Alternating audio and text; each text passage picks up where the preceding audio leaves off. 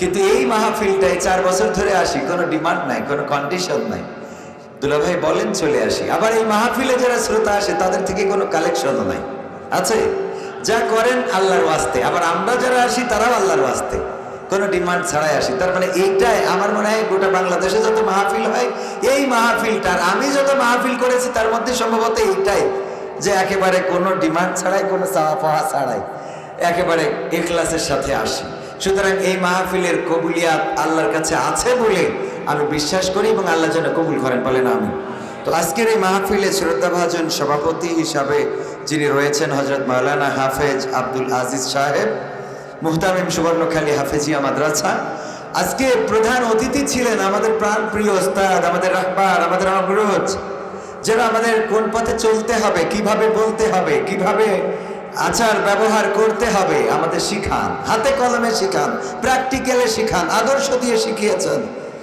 এবং শেখাতে শেখাতে আজকের একেবারে পরন্ত বিকালে, তারপরে সকালে এক জায়গায়, দুপুরে আর এক জায়গায়, বিকালে আর এক জায়গায়, রাত্রে আর এক জায়গায়, এখনো ছুটে চলেন। এত এনার্জি কোথা থেকে পান আল্লাহ রাব্বুল আলামিন সেই ভালো জানেন। আল্লাহ তার বান্দাকে এখনো চলার শক্তি দিয়েছেন এবং আল্লাহর কাছে আমরা চাইবো আল্লাহ যেন আমৃত্যুকাল এই পাওয়ারটা দিয়ে রাখেন, বলেন আমিন। আমাদের শ্রদ্ধাভাজন জনাব হযরত মাওলানা আজিজুর রহমান সাহেব, যিনি কর্মপরিষদ সদস্য তথা সুরা সদস্য বাংলাদেশ জামাত ইসলামী কেন্দ্রীয় কমিটি।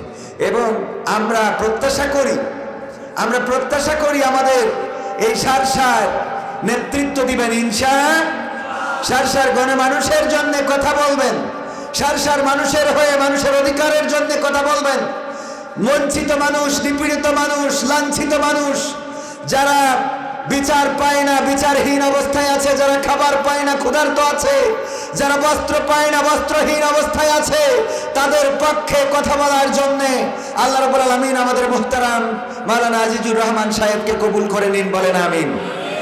সৎ লোক, যোগ্য লোক যদি থাকে তবে সুশাসন এবং সুন্দর সমাজের প্রত্যাশা করা যায়, বলেন ঠিক কিনা?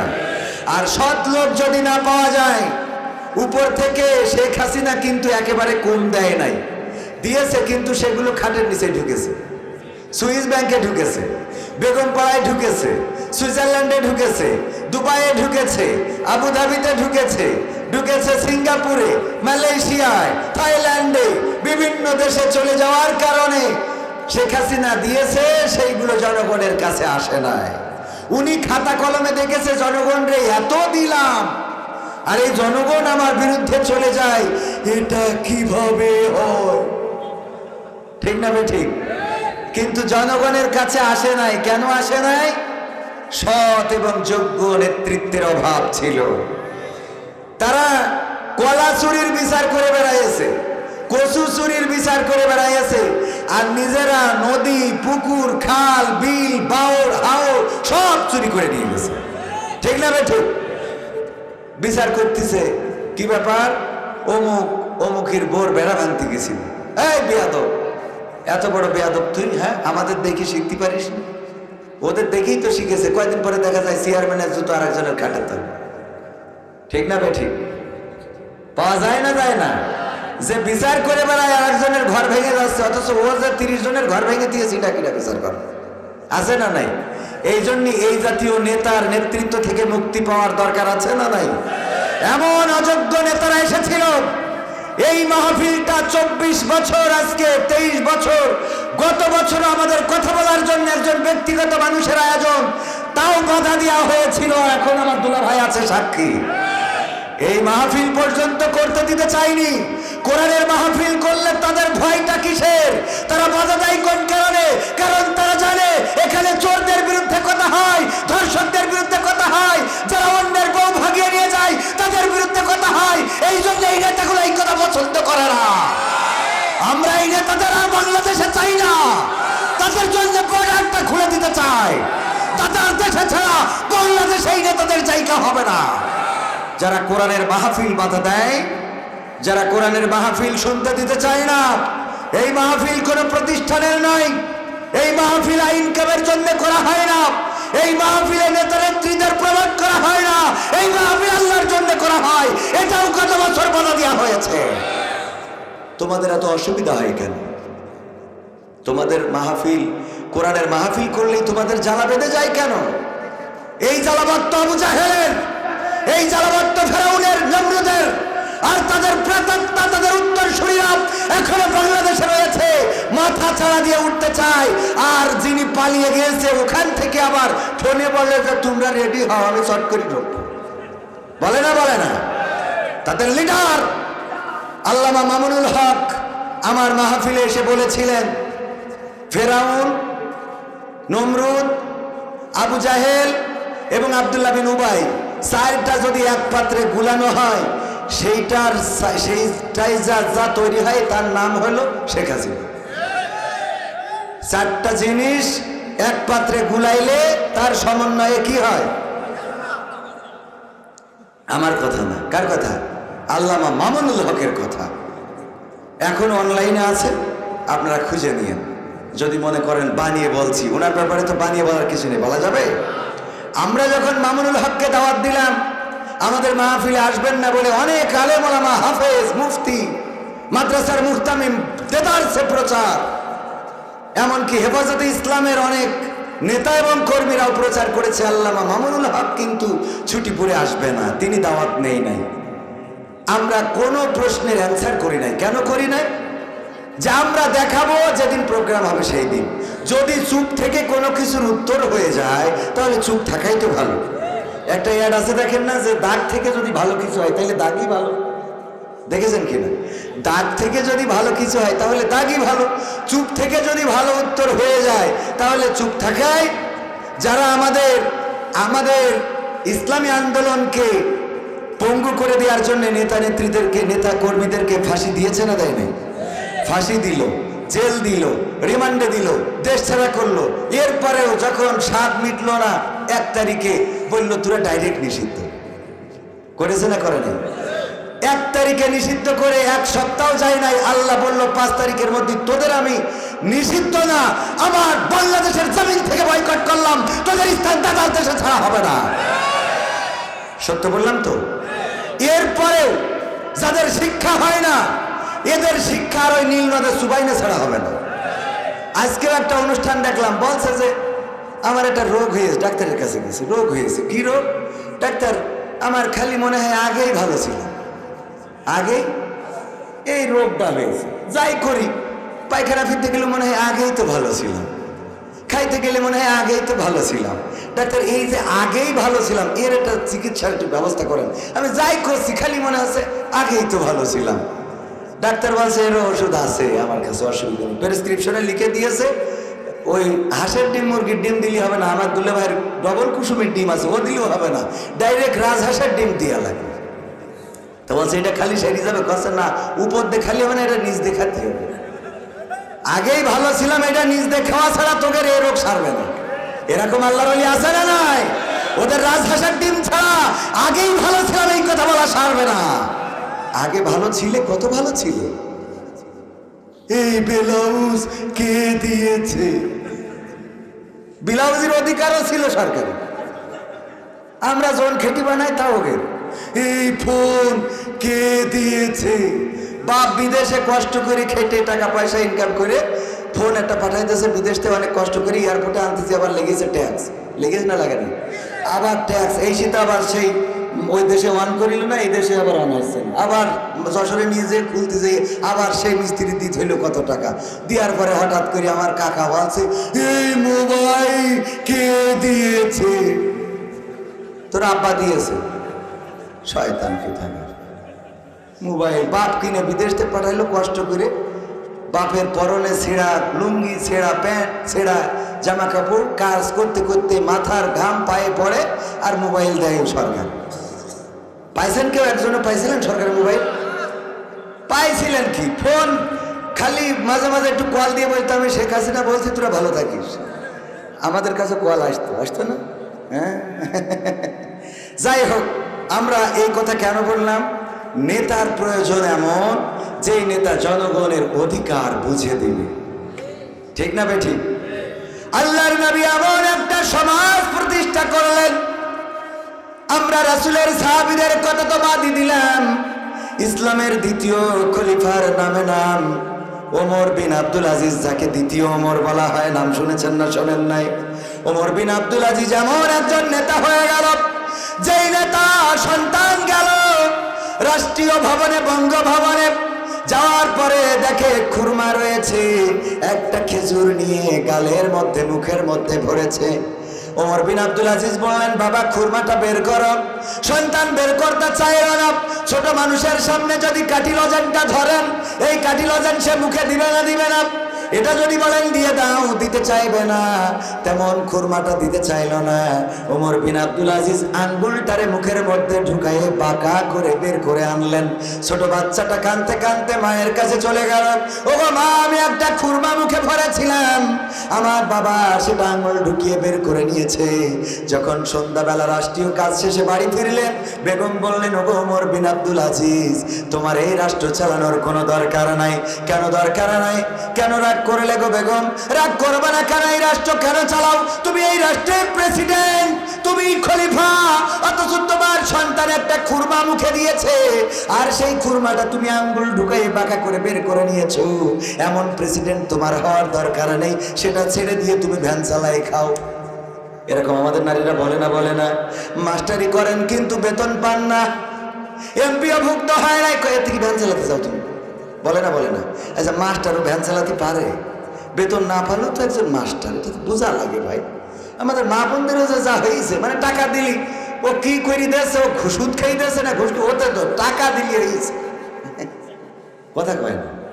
টাকা পাইলেই হয়। কোথা থেকে আনলো, চুরি করে আনলো না ডাকাতি করে আনলো, এটা দেখার বিষয় না।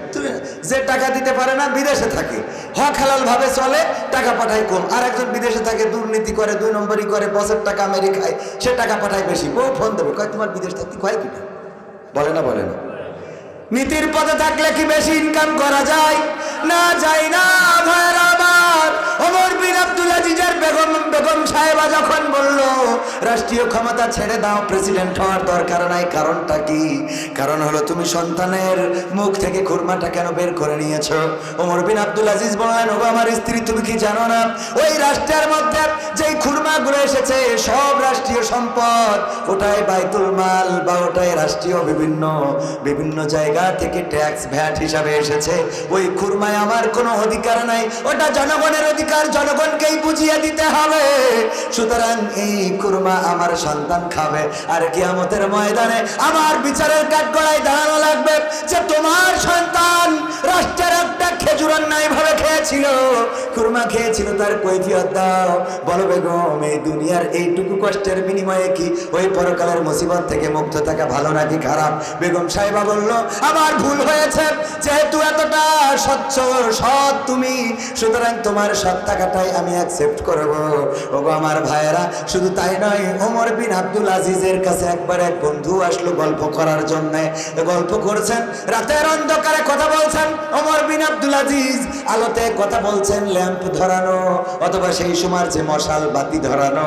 কথা বলতে বলতে যখন ওনার কাজ শেষ হয়ে গেল, লম্পটা বন্ধ করে দিলেন, ল্যাম্পটা বন্ধ করে দিলেন। তারপরে বললেন, বলো এবার কি জানতে চাও, বলো। জানা শুরু করলো। এবার যখন পরিবারের কথা তুলেছেন বন্ধু, ওই সময় আলোটা বন্ধ করেছেন। আমি ভুল বললাম, কাজ শেষ নয়, যখন রাষ্ট্রের খোঁজ খবর নিচ্ছিল তখন ল্যাম্পটা জ্বালানো ছিল, কিন্তু যখন পরিবারের খোঁজ খবর নেওয়া শুরু করলো ল্যাম্পটা বন্ধ করে দিল। ওমর বিন আব্দুল আজিজ ল্যাম্প বন্ধ করার পরে বন্ধুটা বললেন, ওগো বন্ধু, এই অন্ধকারে ল্যাম্পটা বন্ধ করলেন কেন? ওমর বিন আব্দুল আজিজ বললেন, ওগো আল্লাহর বান্দা, তুমি কি জানো না যে ল্যাম্পটা জ্বলছে, এটা রাষ্ট্রের ল্যাম্প। এই ল্যাম্পটা আমি জ্বালাচ্ছিলাম, যতক্ষণ তুমি রাষ্ট্রের খবর নিয়েছো ততক্ষণ ল্যাম্পটা জ্বলেছে, অধিকার ছিল। কিন্তু যখন তুমি জিজ্ঞেস করেছো আমার বউ কেমন আছে, বিবি কেমন আছে, বাচ্চা কেমন আছে, বাড়িতে আমরা সবাই কেমন আছি, তখন চিন্তা করলাম আমার ব্যক্তিগত খবর বলার জন্য রাষ্ট্রের কেরাসিন পোড়ায় আলো জ্বালানোর কোনো অধিকার আমার নাই। আল্লাহু আকবার। এই নেতা এখনকার জামানায় আছে না নাই? আছে? কয় নেই? আমি দেখাই দিচ্ছি, এটা দেখাই দিই। মুহাদ্দিস আবু সাইদ মোহাম্মদ শাহাদাত হুসাইন নাম শুনেছেন? বাড়ি কোথায়? বাঁকড়ায় বাড়ি। 6 শতক জমি, ভাইয়ে কয়জন? 6 জন ভাই, 6 জন। বাড়িটাও হলো 6 শতক ভিটার উপরে। লেখাপড়া করেছেন, বড় হয়েছেন, কামিয়াবি দান করেছে আল্লাহ রাব্বুল আলামিন। এমপি হওয়ার আগে চেয়ারম্যান ছিলেন, জানেন না? চেয়ারম্যান থাকাকালীন তখন নদীপথে যাতায়াত ছিল কপোতাক্ষ থেকে বাঁকড়া, জিকরগাছা থেকে বাঁকড়া কপোতাক্ষ দিয়ে যাতায়াত, মনে আছে না নাই? মুরব্বীদের মনে থাকতে পারে। আমিও আমার ছোট বোন, আমার মেজ বোনকে যখন আমার বাবা বিবাহ দিয়েছিলেন, নদীপথে যাতায়াত ছিল চৌগাছা থেকে মাসিলা, ট্রলারে যেতে হতো, 4 টাকা করে ভাড়া নিত। ওই ট্রলারটা বন্ধ, যেখানে নামতে চাইতাম ঘাটে ঘাটে স্ট্যান্ড ছিল, তখন রাস্তা পাকা ছিল না, এই ট্রলারে যাতায়াত থেকে আপনার কোথায় বাঁকড়া যাতায়াত ছিল। আবু সাইদ যাচ্ছেন, রমজানের মাস, রমাদানের মাস, এই রমাদানের মাসে রাষ্ট্র কিছু খুরমা দেয় ইফতারির জন্য, আবার কিছু উপঢৌকন এই জাতীয় অনেক সময় রাষ্ট্র থেকে আসে, সৌদি আরব থেকে পাঠিয়ে দেয়, যারা গরিব তারা খা, তোরা তো গরিব, পান্তা ভাত খাইস। এরা পাঠায় না, ওরা তো গরিব, আমরা গরিবের জন্য পাঠাই। আবার সৌদি আরবের কথা যেহেতু এসে গেল, আমার সৌদি আরবের বিপক্ষে বললে তো আবার আমার আহলে হাদিসের ভাইয়েরা খেপে যায়। আমি মালয়েশিয়ায় সৌদি আরবে জমরায় যাওয়ার পরে আমার এক আহলে হাদিসের ভাই আমার বলতেছে, আপনার এখন আমি ধরাই দেব। কেন ধরাই দেব? কারণ হলো আপনি সৌদি আরবের রাষ্ট্রের বিরুদ্ধে কথা বলেছেন। কি বলেছি? রাষ্ট্রের বিরুদ্ধে আমি বলেছি। শয়তান মুক্তি পেয়ে কোথায় গেল? আগে সৌদি আরবে এসেছে, কারণ একদিন আগে ঈদ হয়, ঠিক না বেটি? আচ্ছা, এই কথাটা কি ভুল বলেছি? একদিন আগে যেহেতু ঈদ হয়ে যায়, তাহলে শয়তান একদিন আগে ওখানে ছাড়া পায় না? একদিন আগে তো সৌদি আরবে আসে। এবার সেই সৌদি আরবে একটা শো করেছে, এই শো মডেলদেরকে নিয়ে সেই শো করার আদলে কাবার মতো একটা ডিজাইন করেছে, পিছনে সেটাই লাইটিং করেছে, আর বিশ্ব থেকে নর্তকীদেরকে নিয়ে অর্ধ উলঙ্গ করে সৌদি আরবের মানুষকে দেখাইছে। এটা যারা মিডিয়ায় খোঁজ খবর রাখে তারা জানে, যারা রাখেন না তারা জানবেন না। আমার প্রমাণ চাইলেও আমি দেখাতে পারবো, আমার এখানে আছে। দেখেছেন, অনেকের চোখের সামনে পড়ে থাকতে পারে। অর্ধ উলঙ্গ মানে কি? যাদের এই সমাজে নিকৃষ্ট প্রাণী হিসাবে আমরা মনে করি, যাদের কারণে আমার যুবক তরুণদের চরিত্র নষ্ট হয়, যারা রাতে কল্পনা করে এমন যদি আমার এক কান থাকতো। এইগুলো সৌদি আরবে আনুষ্ঠানিকভাবে রাষ্ট্রীয় পৃষ্ঠপোষকতায় দেখানো হয়েছে। এই কথার প্রতিবাদ করলে আবার দেখা গেল আমি ওমরায় গেলে আমার কাঠি খুলে দেব। কারণ সৌদি আরব এমন একটা রাষ্ট্র, যা করবে সব হালাল, কিছু বলার কায়দা নেই। আর আমার আহলে হাদিস ভাইয়েরা পোশাক রয়েছে, কিছু পোশাক, এরা যাই করুক তাই করুক, রাষ্ট্রের শেখ হাসিনারও কিছু রাষ্ট্রীয় হুজুর ছিল না শাহবাগে এসে কয়, আমরা এসেছি ইমানের দাবিতে। ওই ইমানের দাবি থেকে সাইদির ফাঁসের জন্য।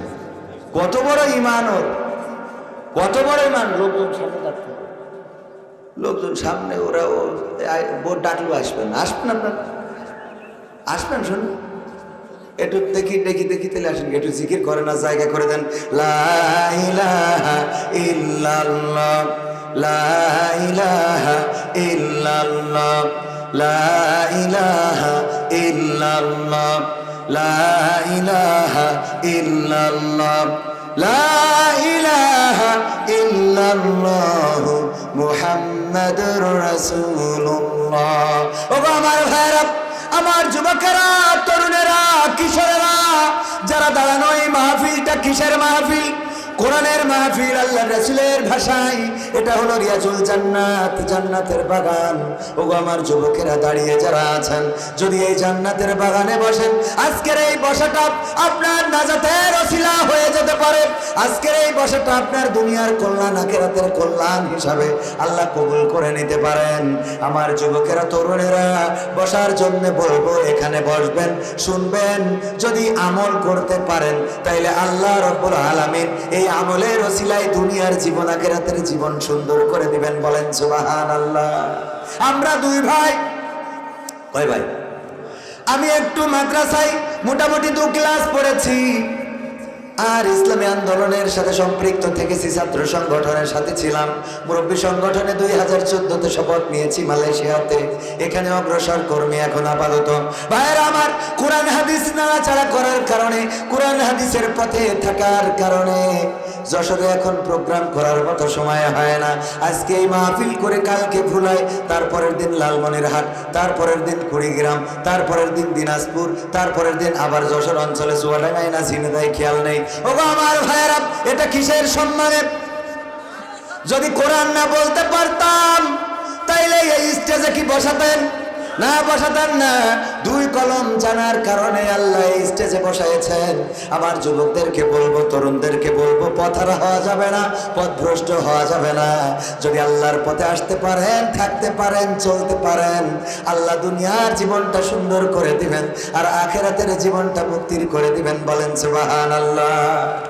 আর যদি দুনিয়ার জীবনে আপনি রংঢং করে বেড়ান, দুনিয়ার জীবনে যদি আপনি অন্যায় করে বেড়ান, পাপাচার কদাচারের সাথে সম্পৃক্ততা থাকে, ভাইয়েরা আমার, পরকালের ময়দানে এগুলো অস্বীকার করতে পারবেন না।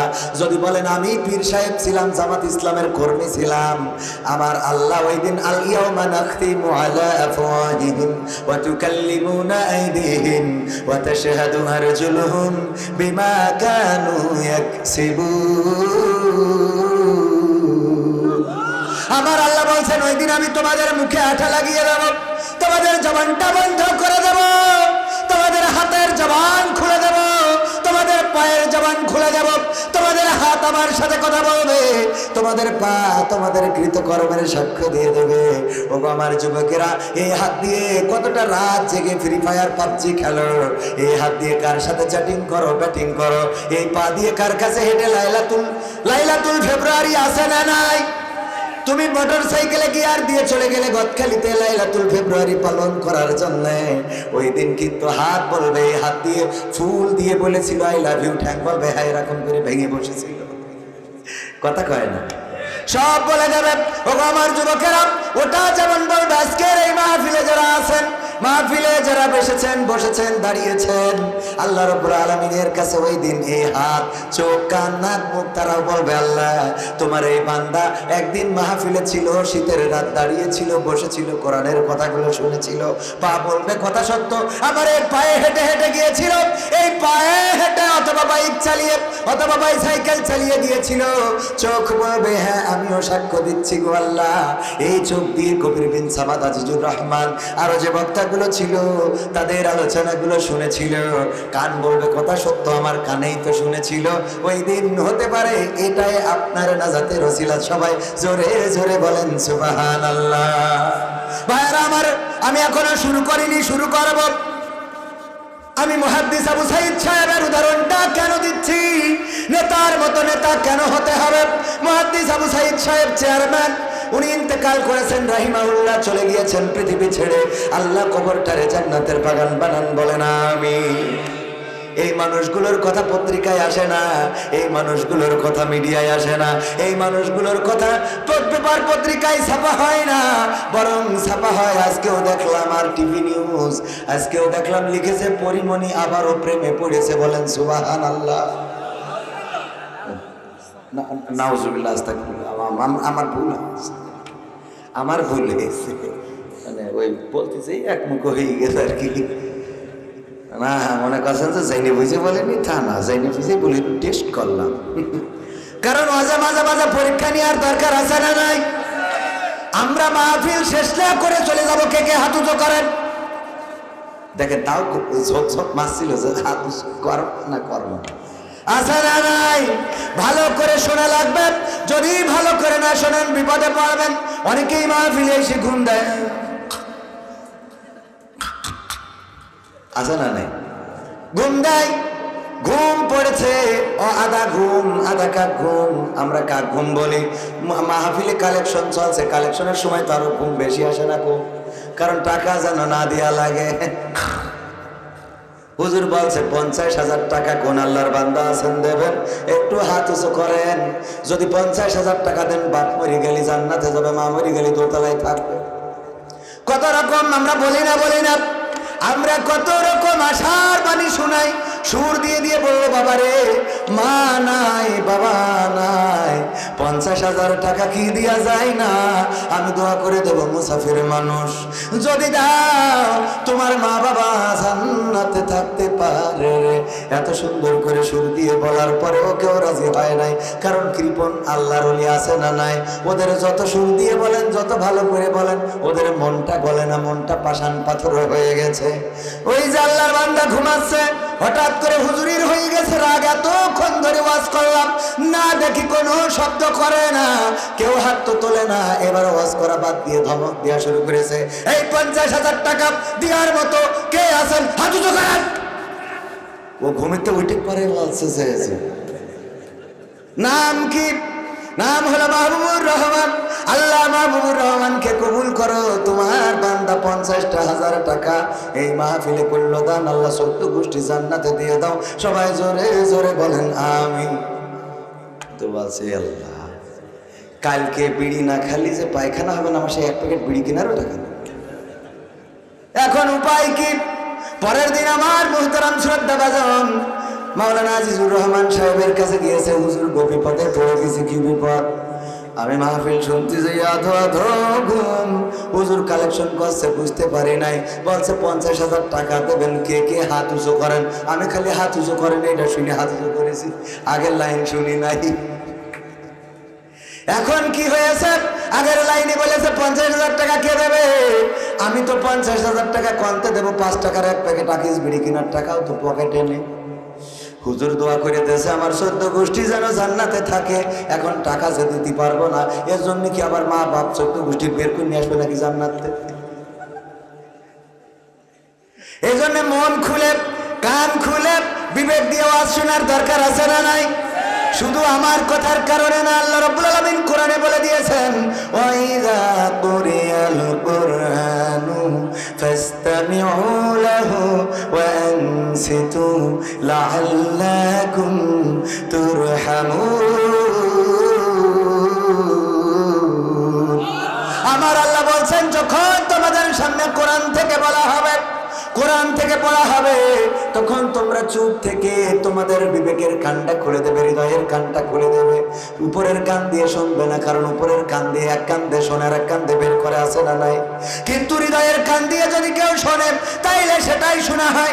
এই জন্য হৃদয়ের কান দিয়ে শুনবে, যাতে করে তোমাদের উপরে আল্লাহর রহমত বর্ষণ হতে পারে। সবাই জোরে জোরে বলেন সুবহানাল্লাহ। সুতরাং হৃদয়ের কান দিয়ে শোনার দরকার আছে না নাই? ভাইরা আমার, আবু সাইদ সাহেব চেয়ারম্যান থাকাকালীন খুরমা নিয়েছেন, জিকর গাছা থেকে যাচ্ছেন নদী পথে, নৌকায় উঠেছেন, ইফতারের সময় হয়ে গেছে, মসজিদে আজান দিচ্ছে আল্লাহু আকবার আল্লাহু আকবার। আজান দিয়ে দিয়েছেন। মুহাদ্দিস আবু সাইদ ওই নদী থেকে গাড়ো করে পানি নিয়ে ইফতার করলেন। আল্লাহুম্মা সুমতু লাকা ওয়া তাওয়াক্কালতু আলা রিজকিকা ওয়া আফতারতু বিরহমাতিকা ইয়া আরহামার রাহিমিন। আবার এটা পড়লে অনেকেই বলে বেদাত। কে আরবিতে একটু দোয়া করলাম তো বেদাত হলো কি? সব বেদাত। তা দাঁত কোনটা? কিছু করলেই বেদাত। আগে নারকেল হলে প্রথম নারকেলটা মসজিদে দিত না? প্রথম লাউ, প্রথম ফসল, মুরগির বাচ্চা, শুনলাম যে এগুলো দিয়া নাকি বেদাত। মানে বেদাত বলতে বলতে এখন ইবাদতই বন্ধ হয়ে গেছে। ঠিক না বেঠিক? মা বাবা মারা গেলে একটু দোয়া করতো, দোয়া করলি জান্নাতে যাক আর না যাক সে আল্লাহ বুঝবে না, তা তুই বেদাত বলিস কেন? কথা কয় না? জান্নাতে গেল না গেল সে আল্লাহর দায়িত্ব, তোর এত অসুবিধে কেন? এইগুলো হইলো শয়তানের পাকা দালাল। যখন সৌদি আরবে তাকে নাকি ধিনতা আদানেনটা হয়ে কাবার আদলে স্টেজ বানায় তার সামনে শুয়ে গড়াগড়ি করে কোনে কি আছে দেখাচ্ছে, তখন বেদাত বলে না। আমার দেশের মানুষ আমল করতে গেলি বেদাত। ও এবার ঠিক বললেন না তো জোরে, কারণ হুজুর যখন বলিস তাহলে মানে হতেও পারে। আমাদের মধ্যে এই না অবস্থা। এই জন্য কিছু মাদ্রাসায় আছে ছাত্রীদের বলে যদি তুমি আমার সাথে না আসো তা জান্নাতে যেতে পারবো না।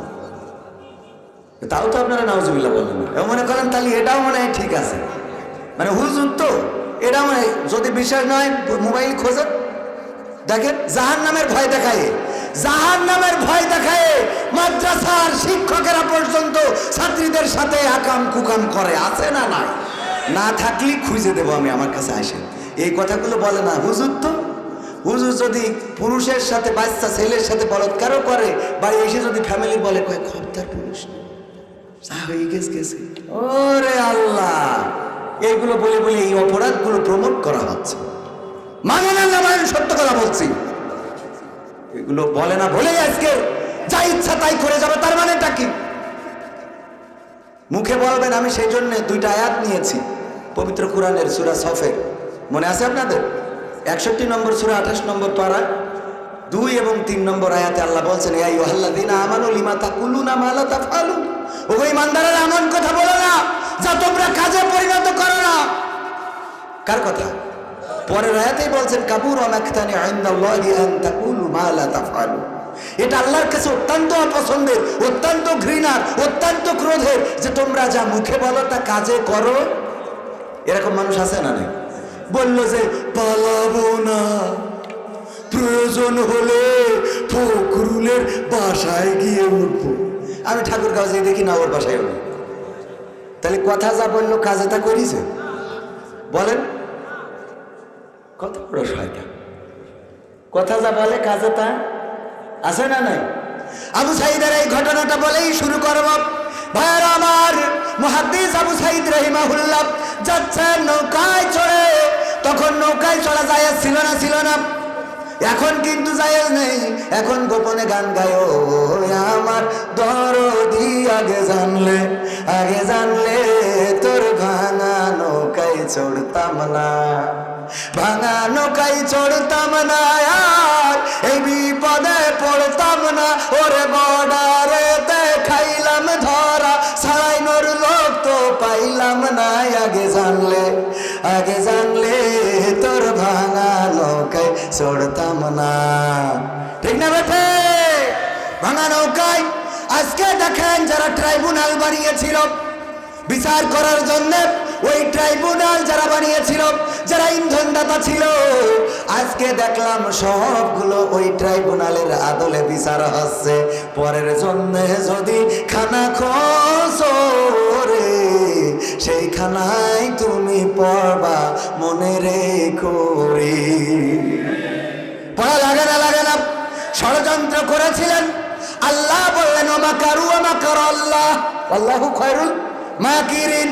আল্লাহ বলছে তোমরা চক্রান্ত করো, ষড়যন্ত্র করো, পরিকল্পনা করো, কিন্তু আমি আল্লাহ তোমাদের থেকে বড় পরিকল্পনাকারী। মনে করে না আমি ছাড় দিয়েছি বলে ছেড়ে দেবো, আমি ছাড় দিই কিন্তু ছেড়ে দিই। কোথায় গেল এমপিরা সব, কোথায় গেল মন্ত্রীরা সব, কোথায় কাদের কাকা? তাদের সারা দেশটা এখন লাগে ফাঁকা ফাঁকা। কোথায় গেল মন্ত্রীরা সব, কোথায় গেল এমপিরা সব, কোথায় গেল নেতারা সব, কোথায় গেল চামচারা সব, কোথায় কাদের কাকা? তাদের সারা দেশটা এখন লাগে ফাঁকা ফাঁকা, ওদের সারা দেশটা এখন লাগে ফাঁকা ফাঁকা। পালাবো না, পালাবে না, যাই না তবু দেখা। পালাবে না, যাই না তবু দেখা। তাদের সারা দেশটা এখন লাগে ফাঁকা ফাঁকা, ওদের সারা দেশটা এখন লাগে ফাঁকা ফাঁকা। আইন মন্ত্রী আটকে গেল আইনেরই ফাঁকে, দাড়ি সারা দরবেশের ভণ্ড ভণ্ড লাগে। এখন আবার দাড়ি বড় হয়েছে। হ্যাঁ, ওরা দাড়ি আল্লাহ রসুলের জন্য রাখে নাই। ঠিক না বেঠে? আল্লাহ রসুলের জন্য যদি রাখত, আল্লাহর জন্য যদি দাড়িটা হতো, আল্লাহর সন্তুষ্টির জন্য যদি দাড়িটা হতো, তাইলে ওই দাড়িতে অন্তত খুর লাগাইতে পারতাম। কথা কেনা পারতো? ওই দাড়ি তারা ব্যবসায়ীর জন্য। ওই নেতা আবার ছিল আহলে হাদিস নামক আন্দোলনের উপদেষ্টা। কথা কয় না যে দাড়ি কামে। আমি কিন্তু আজাদের বিরুদ্ধে লোক, আবার মনে করি না যে আমি বিরুদ্ধে লোক, কারণ এই খবিশগুলো এরা ওইগুলোর পৃষ্ঠপোষকতা করেছে। আর আমাকে কয় এটা বেদাত, ওইটা বেদাত, এইটা বেদাত, ওইটা বেদাত, ওইটা বেদাত, ওইটা বেদাত। দাঁত কন্যা আমি বলি বাংলা ভাষায় কথা বলা বেদাত, কারণ আমার রাসূল জীবনে একদিনও বাংলা ভাষায় কথা বলা তোদের কথা জানেই। ঠিক না বেঠিক? ভাত খাওয়া বেদাত, কারণ রাসূল তো ভাত খায় নাই, খুরমা খেয়েছে বেশি, আর রুটি খেয়েছে জল। আর তুমি বেদাত বলো, আবার বাংলায় ফতোয়া দাও, আরবিতে ফতোয়া দিতে হবে, তারপরে তোমারটা মানবো আমি। বড় আল্লাহ তুমি। একজন ঘড়ির মেকার ছিল আলবানি, তিনি অসংখ্য হাদিসকে জাল জয়ীফ বলেছেন, তিনি কিন্তু ঘড়ির মেকার ছিলেন। ও আলবানির মানতে পারো, আর আমরা যখন ইমাম আবু হানিফার মানি, শাফির মানি, তখন তোমাকে চুলকাই খেয়েছ। কথা কয় না। যখন মাদানি কথা বলে, মাদানি ফতোয়া দিয়েছে, কোথায় বসে? মতিউর রহমান মাদানি, দাদার দেশের লোক, ভারতে বসে ফতোয়া দেয়, ওটা মানা যায়। আর আমাদের ইমাম আবু হানিফা, ইমাম শাফি রাহিমাহুল্লাহ, তারা যখন ফতোয়া দেয় তখন ওটা মানা যায় না। ইমাম বুখারী মুসলিম সহ যে কয়টা 6টা সিয়াসিত্তা কয়টা 6টা সহিহ হাদিস, এই 6টা সহিহ হাদিস তো 6জন ইমাম লিখেছে, ঠিক না বেঠিক? আপনি 6 ইমামের দলিল নিয়ে ফতোয়া দিচ্ছেন, আবার আমাদের বলছেন হানাফি মাযহাব মানা বেদাত। কামো কোথাকার কথা বললি কালকে আমার ওরা কবে দেখো নাট্যকার, তো নাট্যকার হয়েছে তো কি, আমি নাট্যকারই তো। নাট্যকার না কিনা কথা কয় না, নাট্যকার না কিনা কেউ প্রকাশ্যে করে কেউ অপ্রকাশ্যে করে। তোমারও বাটান খুললে বোঝা যাবে যে তুমি কি জিনিস, ঠিক না ভাই ঠিক? ও আমার ভাইরা, ও তাহলে গানটা শেষ করি নাকি? কোথায় গেল এমপিরা সব, কোথায় গেল মন্ত্রীরা সব, কোথায় কাদের কাকা, তাদের সারা দেশটা এখন লাগে ফাঁকা ফাঁকা। কি বিচারপতি আটকে গেল, বিচার আইন মন্ত্রী আটকে গেল আইনেরই ফাঁকে, দাড়ি ছাড়া দরবেশের ভণ্ড ভণ্ড লাগে। আইন মন্ত্রী আটকে গেল আইনেরই ফাঁকে, দাড়ি ছাড়া দরবেশের ভণ্ড ভণ্ড লাগে। শুনছি কত নেতা নেত্রী খাইতেছে ভাই ডান্ডা, বিচারপতি কালামানিকের ফাটিয়েছে আন্ডা। পলকের ঝলক গেল, আজকে আমার পলক ভাইবা দোয়া চাইছে আমাদের কাছে, আল্লাহ কবুল করে বলেন আমিন। বাড়াবাড়ি যা করিস আল্লাহ যেভাবে তুমি চাও সেইভাবে দাও, আমিন। কথা কয় না আমিন? দোয়া চাইছে না চাই নাই? এই দেখেছেন না সামনে পড়েছে বলছে আমাদের কোন কান্দান কান্দাইছিস তুই? আর আমরা তো তোদের কিছু, আমরা তো ক্ষমা করে দিচ্ছি, আমাদের নেতা বলছে ক্ষমা, কি বলিছে মাফ করে দিলাম। তো তারপরেও যেসব করি ধরেছি আমরা তো ধরছি না, ধরছে কারা? জনগণ না, যাকে সুবানি খাওয়াতে চাইলে ওরা ধরছে, আমাকে কি যায় আসে? বললো টুস করে ফেলাই দিতে হবে পদ্মা সেতুতে, সে আবার চেয়ারে বসে এখন সব বাটন মারতেছে, ঠিক না বেঠে? নদীর কুল ভাঙে অকুল করে, এই তো নদীর খেলা, সকাল বেলার ধনী তুমি, ফকির সন্ধ্যা বেলা। আইন মন্ত্রী আটকে গেল আইনেরই ফাঁকে, দাড়ি ছাড়া দরবেশের ভণ্ড ভণ্ড লাগে। শুনছি কত নেতা নেত্রী খাইতেছে ভাই ডান্ডা, বিচারপতি কালামানিকের ফাটিয়েছে আন্ডা। পলকের ঝলক গেল, পলকের ঝলক গেল থামিয়ে নেটের চাকা, তাদের সারা দেশটা এখন লাগে ফাঁকা ফাঁকা, ওদের সারা দেশটা এখন লাগে ফাঁকা ফাঁকা। কই গেল সেই সংসদেতে মমতাজের গান, কোথায় গেল হযরত বলা স্বামী ওসমান? খেলা হবে, আসো খেলবো। কই গেল সেই সংসদেতে মমতাজের গান, কোথায় গেল হযরত বলা স্বামী ওসমান? ইনু মেনন দীপু মনি আছে কারাগারে, বাপ করিলেও পাপ কখনো ছাড়ে কি আর তারে? কোথায় গেল স্পিকারের, কোথায় গেল স্পিকারের দৃষ্টি আঁকা বাঁকা, তাদের সারা দেশটা এখন লাগে ফাঁকা ফাঁকা, ওদের সারা দেশটা এখন লাগে ফাঁকা ফাঁকা। কোথায় গেল আরাফাত আর ব্যারিস্টার সুমন, কথা বলার সময় তারা করে নিয়োজন? মুরগি কবির খাইছে ধরা, জাফর কোথায় আছে, গোপনে কি সেও গেল মোদি দাদুর কাছে? কোথায় গেল এসালামের, কোথায় গেল এসালামের কাড়ি কাড়ি টাকা, তাদের সারা দেশটা এখন লাগে ফাঁকা। আমার উস্তাদজি একটু খাবার খাইতে বা ব্যস্ততা আছে, অনেকক্ষণ বসে রইলেন। আল্লাহ আমার উস্তাদজির হায়াতে ইবাদত দান করেন, বলেন আমিন। আল্লাহ যেন এই বাংলাদেশে নেতৃত্ব দেওয়ার তৌফিক দান করেন, বলেন আমিন। আল্লাহ রাব্বুল আলামিন উনার ইমানি জজবাকে আরো বৃদ্ধি করে দিয়ে এই সার সার গণমানুষের নেতায় যেন পরিণত হতে পারে সেই তৌফিক দান করুন, বলেন আমিন। আল্লাহ এই মানুষগুলোকে পরীক্ষা নিয়েছেন, সব ধরনের পরীক্ষায় তারা উত্তীর্ণ হয়েছে না হয় নাই? যারা বলেছিল এই দেশ ছাড়ব না, হাসিনা পালাই না, আবার তারাই পালাই গেল। আমার এই জায়গায় খারাপ লাগে, আমি কত তার পক্ষে কথা বলি বেড়ালাম, কত এই যে উন্নয়ন পদ্মা সেতু কত কি বলি বেড়াইছি, ফেলাই থেকে চলে গেছে। খারাপ লাগে না শোনা? কথা কয় না, খারাপ লাগে না? আর এই দল যারা করে, আমি তো তওবা করি যে না সম্ভব না, যা করিলাম 5 তারিখ পর্যন্ত শেষ। আমি তো তওবা করেছি, ইরা যারা তওবা করে না ইরা কারা, কোথ থেকে এলো ওরা? হ্যাঁ, মাসুদ ভালো হলো না, এখনো ফোনে কয় আমরা আসি নেত্রী, আপনি টেনশন করেন না, দিক নির্দেশনা দেয়, বলেন এই প্রচার করেন ও প্রচার করেন, এই দিচ্ছে না ফোন কল প্রকাশ্যে আসছে না। আরে বাবা, নেতা তো সে যে রাজপথে দাঁড়িয়ে মরতে শিকার, কিন্তু কর্মীদের ফেলে রেখে ভেগে যাবে না। কিন্তু যেই নেতা কর্মীদের বিপদে ফেলে, আমার গ্রামের মেম্বার, আমার ইউনিয়নের চেয়ারম্যান, আমার আসনের এমপি, আমার মন্ত্রী, আমার নেতা যারা নিঃস্বার্থভাবে নেত্রীর পিছনে বেরিয়েছে, নেত্রী তো ঠিকই হেলিকপ্টারে চলে গেল, নেতারা বর্ডারে জাতি দিয়ে বিসি সব হারাইছে। ঠিক না বে ঠিক? অন্য কিছু হারাইতো তা একটা কথা ছিল, এমন জিনিস কাটি নেছে যে বউ থাকবে না। ঠিক না বে ঠিক? তাহলে এখনো তোরা এদের পক্ষে থাকিস, এখন তো বিসি হারাইছিস, কদিন পরে তো মেশিন হারাই ফেলবো।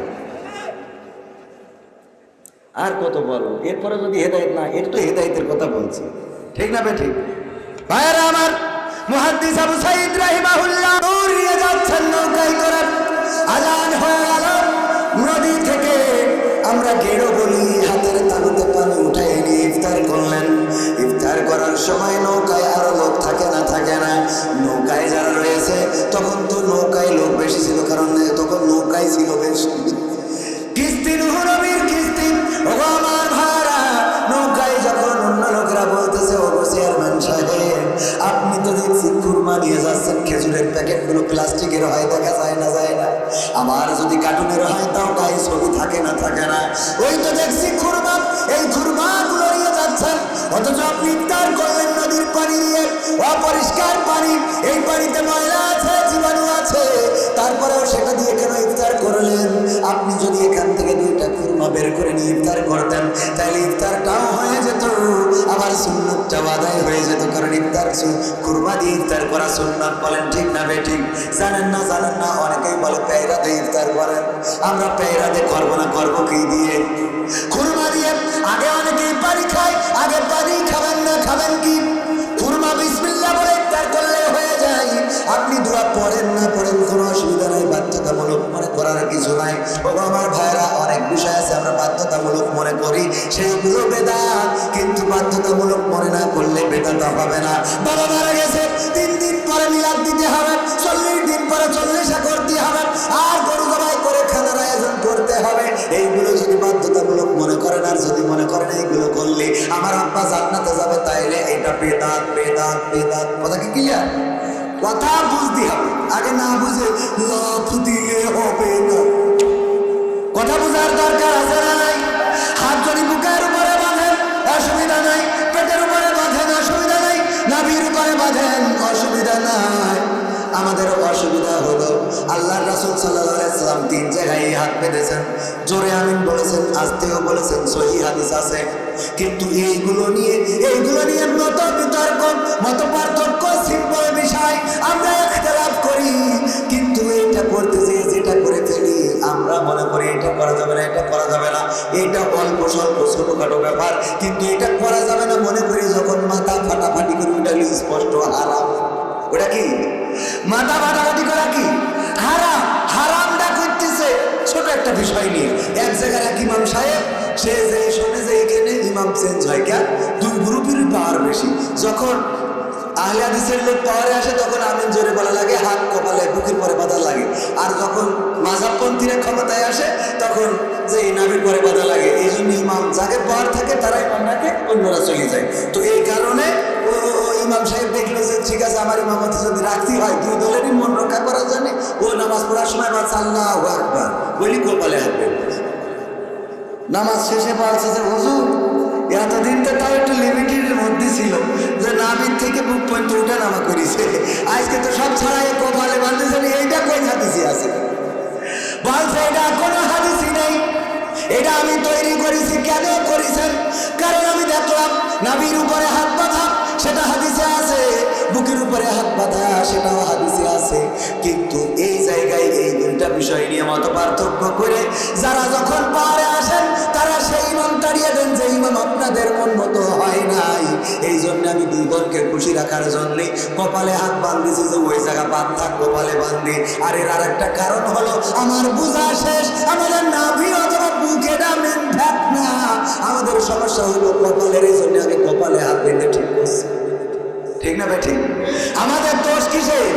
কপালের যেই বিষয় নিয়ে তর্ক করা দরকার সেটা নিয়ে করি না, ছোটখাটো বিষয় নিয়ে তর্ক করি গো। পাকিস্তানের জাহাজ বাংলাদেশে এসেছে, ভারতের মাথা ব্যথা কেন?